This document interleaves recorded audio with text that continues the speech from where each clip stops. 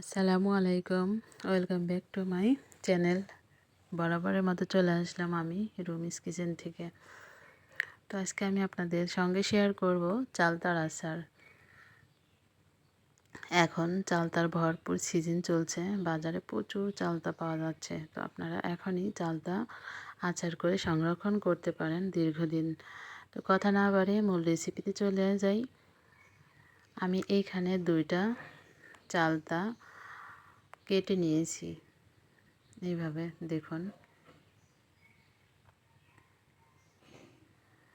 চিরচির করে। আমি এইখানে এই চালতাগুলো সেদ্ধ করে নেব, সেই জন্য প্রথমে লাগবে পানি। পানিটা এমনভাবে দিতে হবে যেন চালতাটা একদম পুরোপুরি সেদ্ধ হয়ে যায়। আর সামান্য পরিমাণ হলুদ দিব।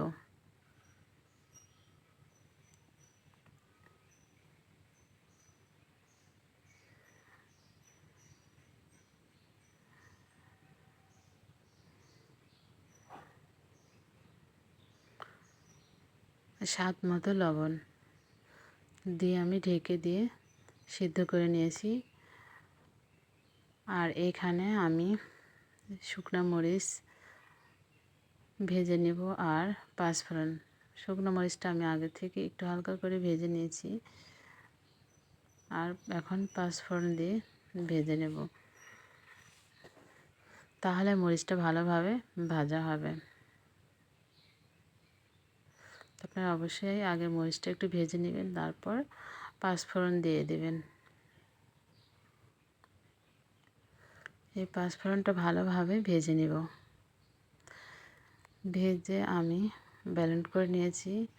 আপনারা চাইলে শিলপাটাতে বেটে নিতে পারেন। তো এই চালতাগুলো সেদ্ধ করে আমি পুরোপুরি ঠান্ডা করে নিয়েছি। এখন দেখুন আমি হাত দিয়ে এভাবে চটকে নেব সবগুলো, যেন ভিতরে ঝাল লবণ ভালোভাবে ঢুকে যায়।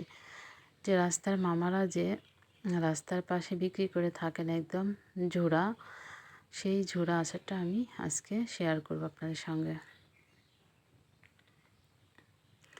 তো এইভাবে আচার করবেন, দেখবেন যে এতটা মজা হয়। তো সেই জন্য লাগবে সরিষার তেল।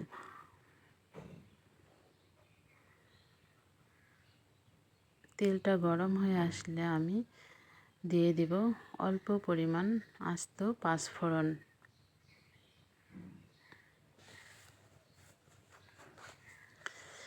আমার রেসিপি যদি আপনাদের কাছে একটু ভালো লেগে থাকে তাহলে অবশ্যই একটা লাইক দিয়ে যাবেন।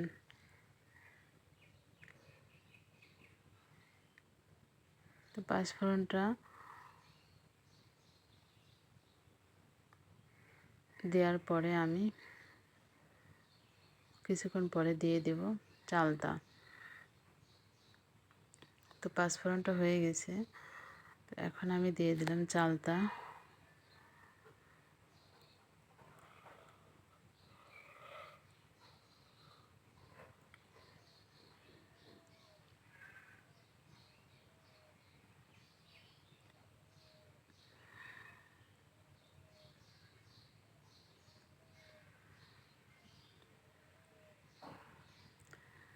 যারা আমার ভিডিও দেখছেন তাদেরকে বলবো যে আপনারা আমার চ্যানেলটা সাবস্ক্রাইব করে দিবেন। সাবস্ক্রাইব করে আমার পাশে থাকবেন। যারা নতুন আমার চ্যানেলটা ভিজিট করছেন তাদেরকে অনুরোধ করব আমার চ্যানেলটা ভিজিট করে আমার পাশে থেকে যাবেন।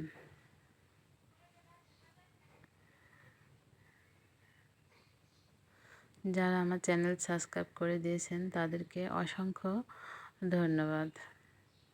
এইখানে আমি দিয়ে দিছি সাদা চিনি আর লাল চিনি। লাল চিনিটা একটু গলে গলে গেছে। আর দিয়ে দিলাম স্বাদ মতো লবণ। এই আচারে লবণটা দিতে হবে স্বাদ মতো, একটু বুঝে দিবেন যে লবণটা যদি কম হয় তাহলে আচারের স্বাদটা পাওয়া যাবে না। এই জন্য লবণটা একটু বুঝে দিবেন পরিমাণ মতো। আমি এখন দিয়ে দিলাম ভেজে রাখা সেই পাঁচফোড়ন গুঁড়া। এই গুঁড়া দিয়ে আমি অনবরত নাড়তে থাকবো।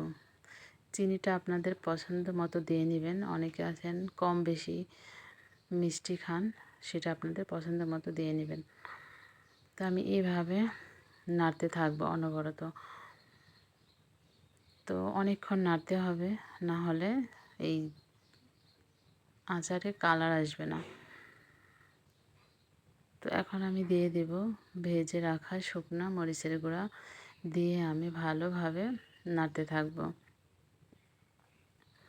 এইভাবে নাড়তে নাড়তে দেখবেন একটা সময় কালার চলে আসছে।